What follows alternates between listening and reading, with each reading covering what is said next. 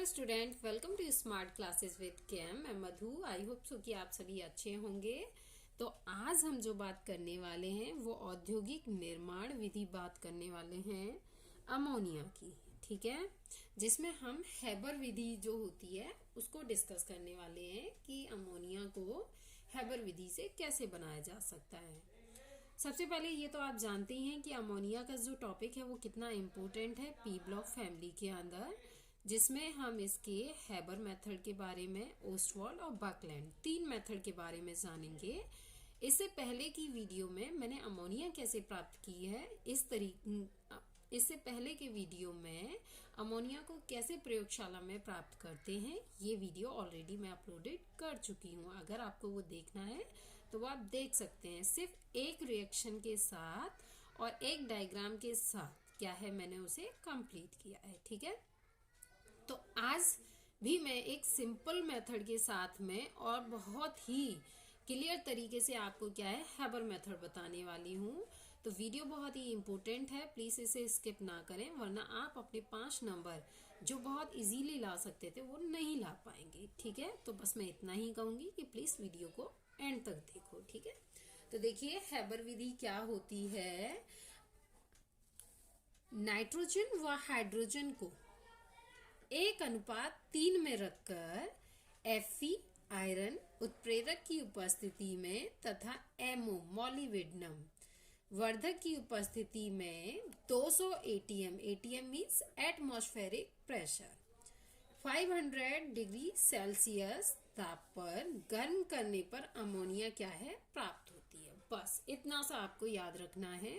एक बार मैं फिर से रिपीट करती हूँ कि नाइट्रोजन व हाइड्रोजन का 1:3 Fe उत्प्रेरक और MO वर्धक की उपस्थिति में 200 ATM 500 डिग्री सेल्सियस पे गर्म करने पे हमें क्या है अमोनिया प्राप्त हो जाएगी। ठीक है, तो रिएक्शन देखो क्या है, N2 प्लस 3H2। ठीक है, 3 मोल से हमारे पास हाइड्रोजन के 1:3 है।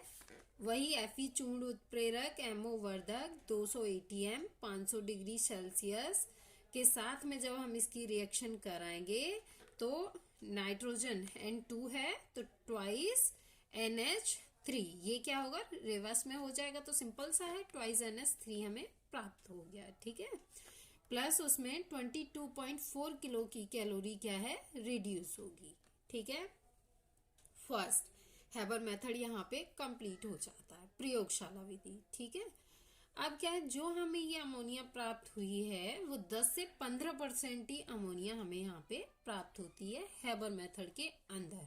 ये पॉइंट भी आपको क्या है इसी तरीके से वहां पे लिखना है। ठीक है, जिसके लिए हैबर को नोबेल प्राइज भी मिला था 1918 में कि जो अमोनिया का इन्होंने परसेंटेज भी बता दिया था कि सिर्फ इतने ही परसेंटेज हमें क्या है शुद्ध अमोनिया यहाँ पे प्राप्त होती है। ठीक है, अब हम इसका जो है प्रयोगशाला का डायग्राम देखते हैं।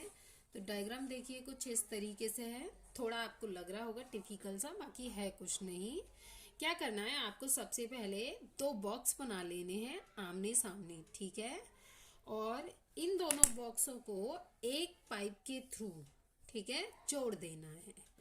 और इस वाले फर्स्ट वाले जो आपका क्या है बॉक्स है उसको थोड़ा सा आपको क्या है मतलब ओपन रखना है, ताकि उसमें से जो भी हमारी वाटर है वो क्या है इजीली रिड्यूस हो सके। ठीक है, और इधर से भी, यानी कि दोनों साइड से क्या करना है आपको गैप देना है, और किसके लिए, वाटर के लिए। ठीक है, अब 2 हमें क्या बनाने हैं, यहाँ पे कंप्रेशर पंप बनाने हैं दोनों साइड, यानी 2 बॉक्स बनाने हैं और दोनों बॉक्सों के साइड में ही हमें कंप्रेशर पंप बनाने हैं। बहुत ही सिंपल है, 3 ऐसे सर्किल से राउंड करने हैं और फिर आप इस तरीके से क्या है एक बॉक्स बना के ये हमारा कंप्रेशर बन के कंप्लीट हो जाएगा। अब इस कंप्रेशर को ऊपर ध्यान से देखिए, एक ही पाइप से जोड़ा हुआ है और फर्स्ट वाले बॉक्स में क्या है लाके ज्वाइंट कर दिया है। ठीक है, आपको 2 बॉक्स बनाने हैं और उन दोनों बॉक्सों को एक दूसरे से पाइप के थ्रू जोड़ना है और फिर क्या करना है, एक कंप्रेसर लेना, 2 कंप्रेसर बनाने हैं दोनों साइड, और दोनों कंप्रेसर को फर्स्ट वाली से जोड़ देना है। ठीक है, अब आपने फर्स्ट वाली से उसे जोड़ दिया।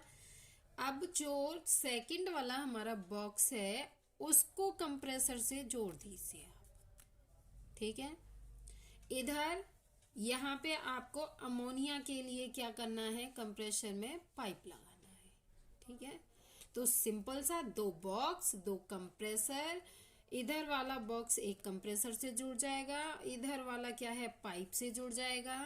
और इनमें क्या क्या रखा जाएगा ये आप देख लीजिए, आपको नाम किस तरीके से इसमें मेंशन करने हैं। ये कंप्रेसर पंप है जिसे आप संपीडक भी बोल सकते हैं। इस पाइप से हमारा नाइट्रोजन और हाइड्रोजन का 1:3 आएगा। ठीक है, जो कंप्रेसर पंप से इस तरीके से होता हुआ और इस पाइप के थ्रू क्या होगा, आपके इस बॉक्स में जमा होना शुरू हो जाएगा। ठीक है, इस बॉक्स का जो नाम है वो क्या है, उत्प्रेरक कक्ष। फर्स्ट वाले का नाम क्या है, उत्प्रेरक कक्ष, जिसके अंदर आयरन का और मोलिब्डेनम का क्या है, चूर्ण भरा हुआ है।